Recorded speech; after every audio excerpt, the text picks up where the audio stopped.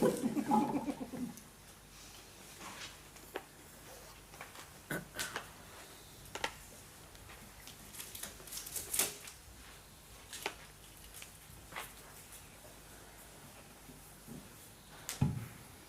similarly, in the case of positive deeds we do, that even if you do a small positive deed, it can have great fruits. Like the drops of water. Small drops of water, with the passage of time, it can fill up a big bucket. So like that. So therefore do not think that this is a small good thing, so it will not matter. It will matter. It will make difference. And likewise, as we've explained earlier, in the case of negative action also, even it is a small one, its fruit could become immense, just like a spark. A small spark of fire is very tiny, but it can put the whole house into fire. So therefore, do not think that this is a small negative action, so no problem, it will not harm me. Just like this small spark, which can burn a big heap of grass.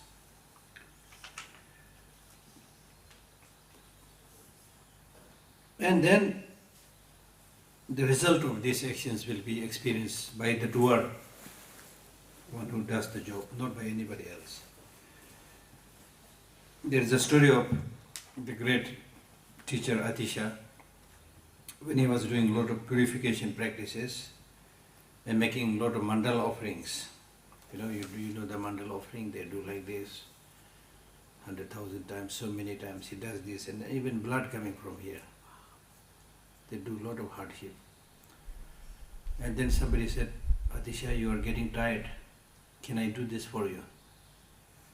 And then he said, then one day you will say, you will also eat for me.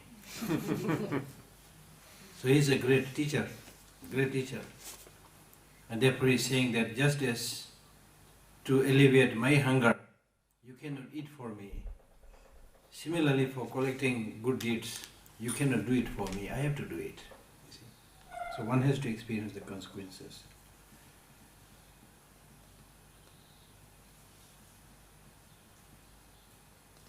So, whatever consequences you get by doing negative things, you will have to experience it by yourself, alone. And that, what kind of action, how powerful it will be, very much dependent upon your action. So there is a story, in a house, somebody came begging for something, a monk came for begging. Then the owner said, are you an arhat? You know arhat, yeah? One who had destroyed all the afflictive emotions. So are you arhat?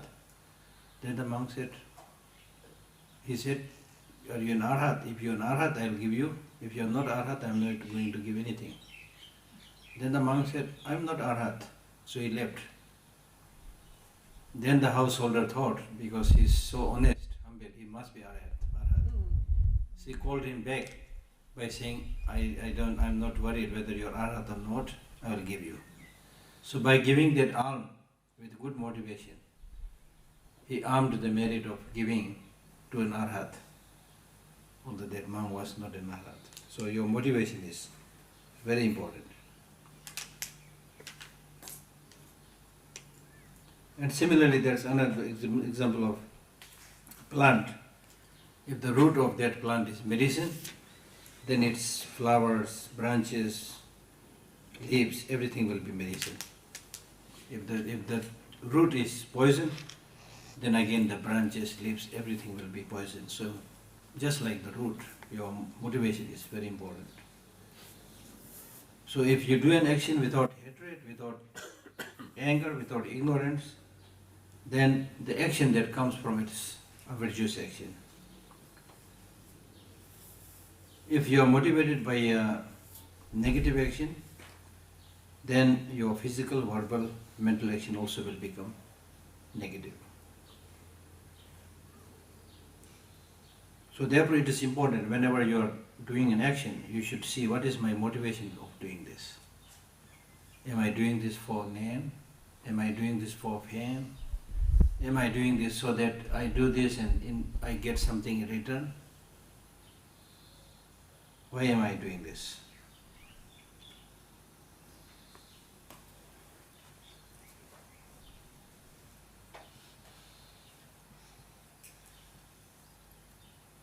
And similarly, he says, not only you should engage in collecting good karma and doing virtuous practices, but also when you see other people doing good things, then you should rejoice and appreciate instead of feeling jealous. You see, in the ordinary society, sometimes when you do a lot of practice, then they think this is strange because you are not used with that. Then sometimes they even make fun of people. By the way, you are doing so much religious practice, are you going to go to the mountain? Or are you going to become a monk? They ridicule those practitioners like that. So that is wrong. Whenever you see somebody doing good, you should support. Wow, wonderful. This is such a good thing, you know. If there's anything I can do to facilitate you, it's wonderful. Or at least even if you don't say anything, mentally you should appreciate, oh, this is wonderful, he's a good guy, you know, like that. He gives an example by saying that when a son of a very poor family,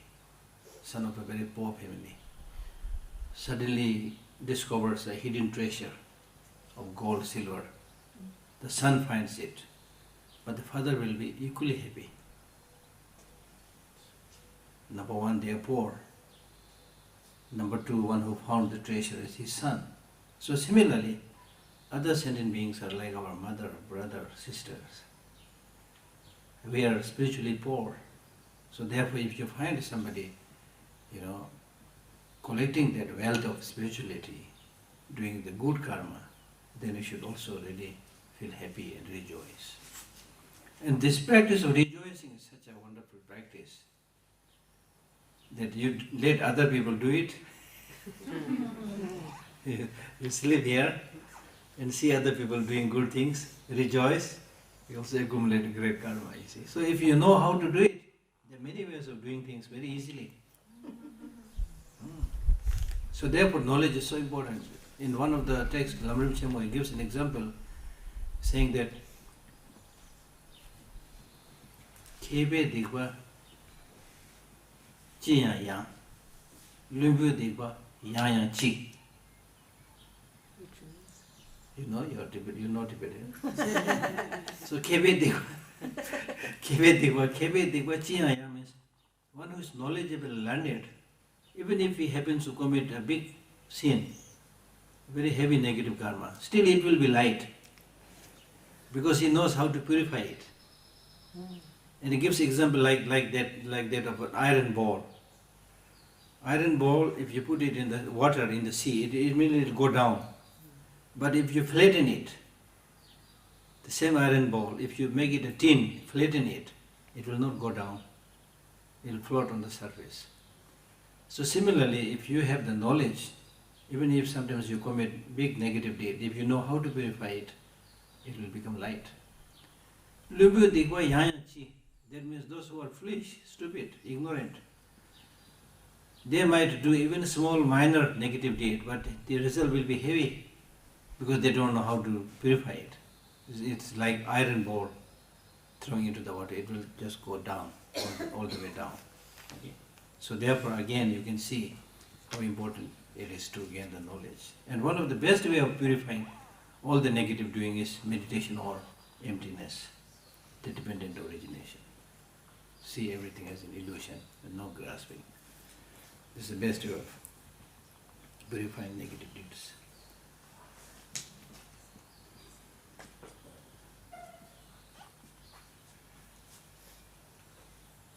And especially you should be very careful not to commit negative deeds in relation to your teacher, from whom you received a lot of guidance and teaching, benefited much. And also your parents who have been kind to you, or other people who have been kind to you.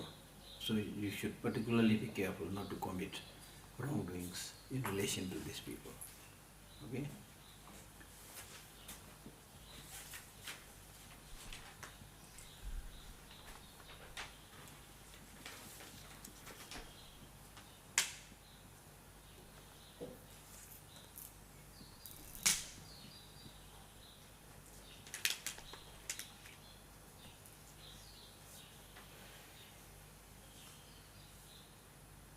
And especially in our association and relationship with Buddha, Dharma and Sangha,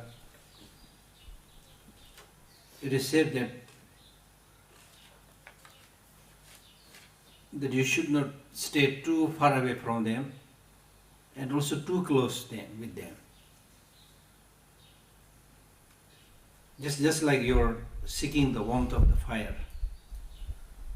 When you seek the warmth of the fire, if you go too close to the fire, it might burn you. But if you stay too far away from the fire, you will not get the warmth.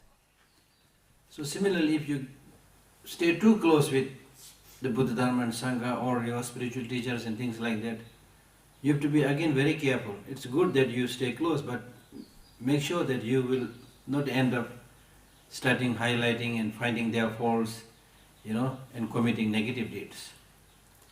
So there is a saying, Tibetan saying, which says the blessing of Lama is greater at a distance. So many of you are now like, I met a lot of people who are saying, oh, His Holiness is not coming for many years, we are trying, He's not coming, you see. So you are already receiving blessing because your mind wants His Holiness to come here. You are thinking repeatedly about that, you see. But those of us who stay in Dharamsala, we take it for granted.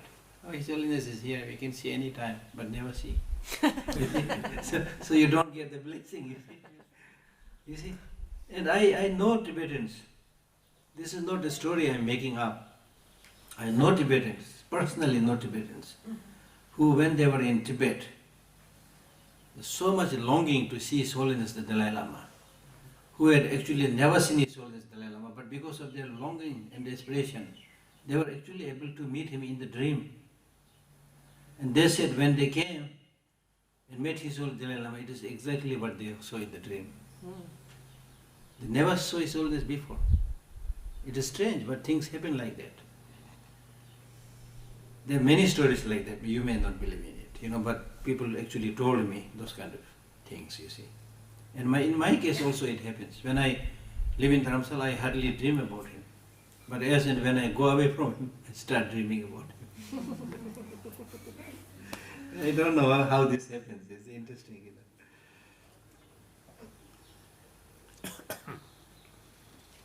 Then another thing very important is, although we are talking about realizing emptiness and removing ignorance and so many things, but at the same time it's also important you need to do the preliminary practices, so that before you talk about the big things, before you achieve those big things, you might go into a lower realm, a negative state of existence. So therefore, when it comes to Buddhist practice, there is a systematic way of doing practice. The systematic way is that first you appreciate this precious human life, that I'm lucky that I obtained this precious human life. If you are to be born as a dog, or a cow, or a bird, forget about any of this practice.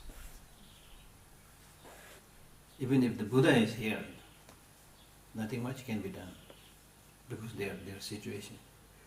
So in our case, because we have this very special sense faculties, very special mental faculty, mental intelligence, we are not only able to get access to these teachings, we are also able to reflect, digest and make it part of our life, which is very rare.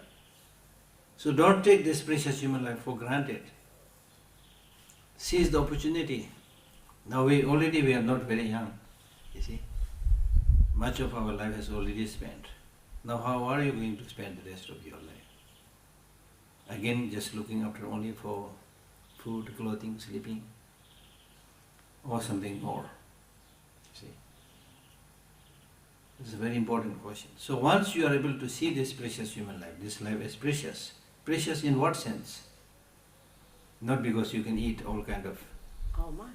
Yeah, not because you're able to use science, use technology, you can prepare all kind of cakes. Not because of that.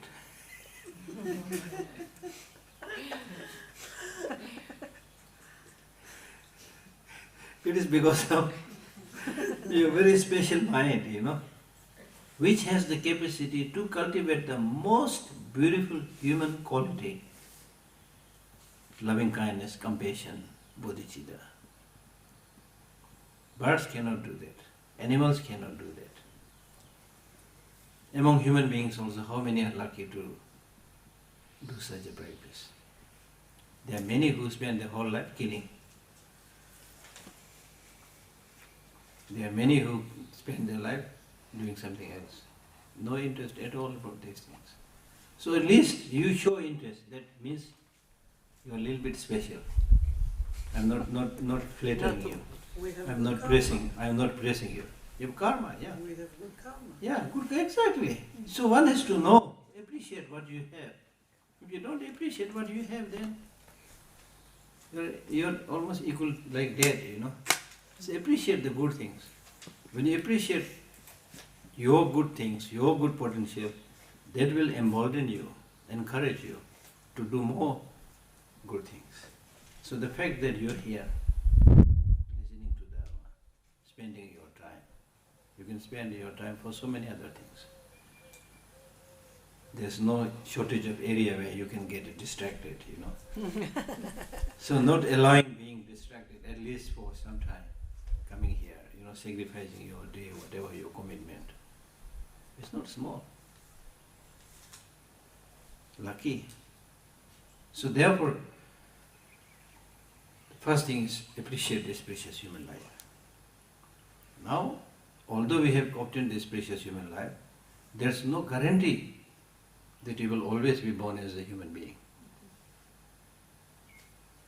What will be your next life is very much dependent upon what you have done in the past, what you have done this life. So now, in case if you are born as a dog, will you be able to tolerate that? Will you be able to appreciate that? Some people come to me and ask me, Geshe, can you please teach me meditation? I tell them, you meditate this whole morning thinking that you are not human being but a cow. You are a dog. Meditate on that. And there is a purpose of saying that. Because if you forget for a while that you are a human being but a cow, then you will realize what a cow is. How is their life? And what was the life of human being which you already enjoyed, which you are already enjoying. Then you will develop more appreciation to this precious human life, the special capacities that you have. So therefore, it's important to prepare in advance that since I've obtained this precious human life, have this opportunity, I will make sure that I will take a better rebirth. Better rebirth means rebirth of the human life. If possible, of course, complete liberation, complete Buddhahood. Of course, that is not easy.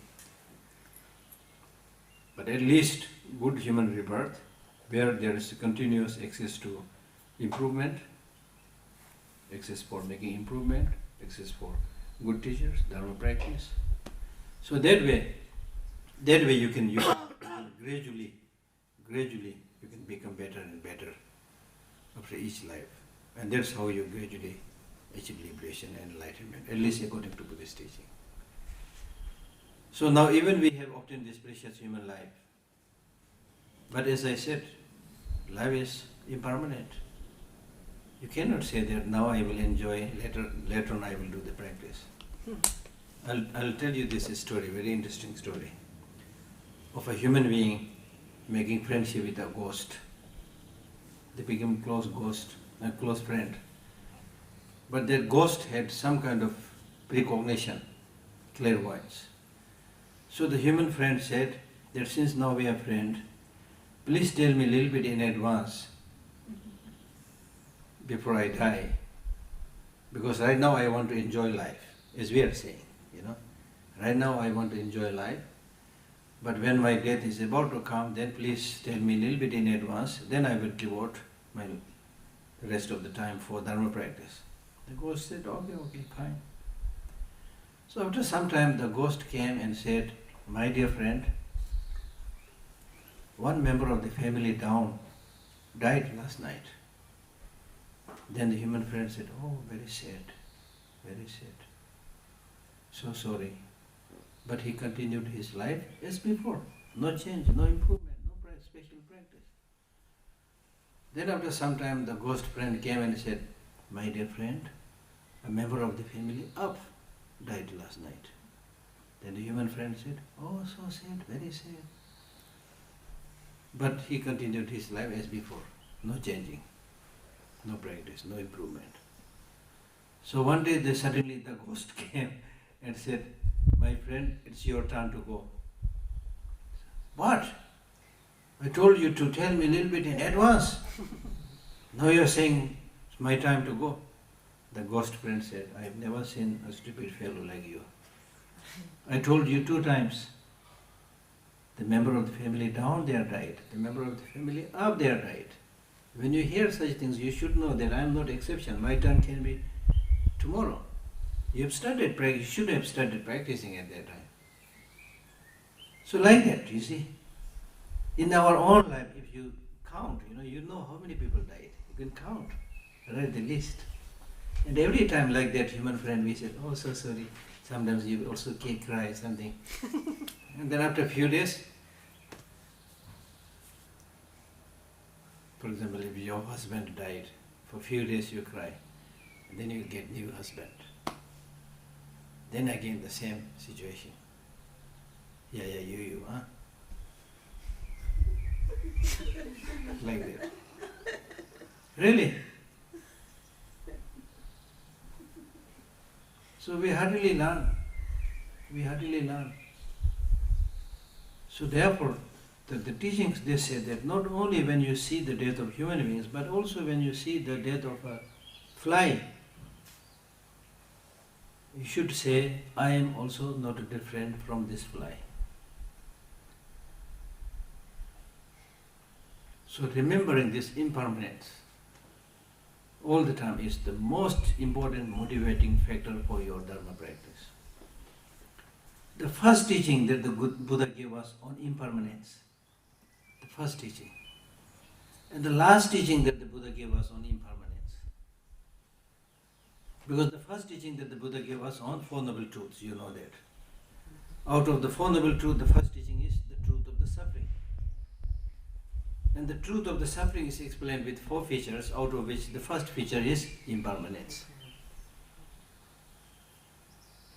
If you know this impermanence, then you will plan your travel. You will plan your journey. After a few days, I am going back to India. I know that well. Therefore, I have my tickets confirmed, everything ready, I make preparation for that because I know I have to go. So similarly, if you have that understanding, then you will accordingly make preparation. Even when you travel to different country, you make a lot of preparation.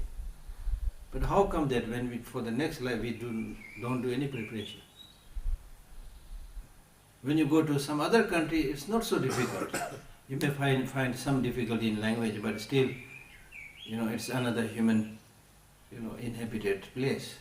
So you can seek their help. If you have money, you can do almost everything these days. So there's not a big problem. But when you go to the next life, who do you know? You know anybody? No. Is there any travel agent that you can contact?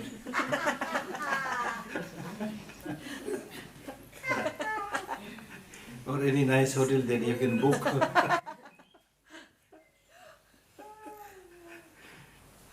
So therefore, the journey, when you take the journey, as we say in Buddhism, that when you die, it will be like a string of hair pulled out of a lump of butter. only the sting will come. Butter will not come with it. Your fame, your possession, your property, your relatives, nothing will come with it. You will go alone. Go alone with your mental habits, positive and negative. If you have a lot of positive habits, then that is your travel agent. That's your teacher. That's your guide. That's your food. That is your hotel or whatever. You will have no problem. This is what the teachings say. But if you have accumulated only negative emotions, then there is no supporter. Nobody can help you, you see. You are in a very difficult situation. So therefore, although we cannot be perfect in one day, but we need to be sure as much as possible to lessen taking life of others or doing negative actions as much as possible. Do the good things. And then you don't have to worry. If you have done those good things, then death is nothing to worry about. It's just like changing the cloth. If this is too hot for me, I just change it for another one. You don't develop any fear with that. So when you die, you leave this old, worn-out body, which is now not very useful because your eyes can't see properly, your knees are paining, you know. So why have this old body long? Just leave it and take a new rebirth with a fresh body. You become young once again, you see. At last. Yeah? At last. At last, yeah, exactly. So there's the process. There's the process of how the law of karma, if understood, can be useful.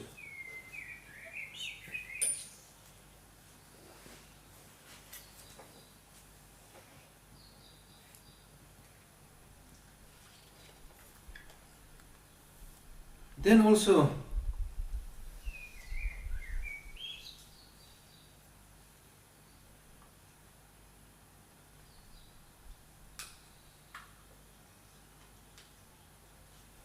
while you do Dharma practice, it is important that even your practice does not become a source of suffering. Because sometimes you don't do Dharma practice, then while you do Dharma practice, you may be committing more sin. Because by doing it wrongly, or by misusing the little bit of Dharma knowledge that you have. Okay? So that also you have to be very careful. The next, he gives an example of, for example, in an empty house, if you keep too many small kids,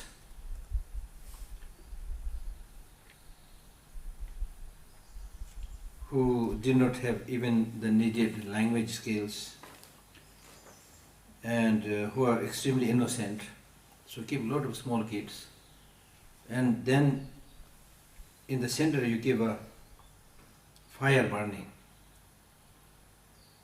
Just small kids, very small innocent kids, and fire burning. Nobody looking after them. Then because of their innocence and lack of knowledge, it is almost sure that they will mishandle the fire and all will be burnt. The children will get burnt because they are so innocent, you know. So they might mishandle the fire. So similarly, we are like those small kids. We do not have the needed knowledge to knowledge of the Dharma. So because we don't have the knowledge of the Dharma, we do not know what is to practice and what is to give up. And instead of practicing, we might be adopting all the bad habits, wrongdoings, just like the small kids mishandling the fire. So therefore it is important, if you want to achieve success in your journey of spiritual practice, it's important to hear the Dharma repeatedly.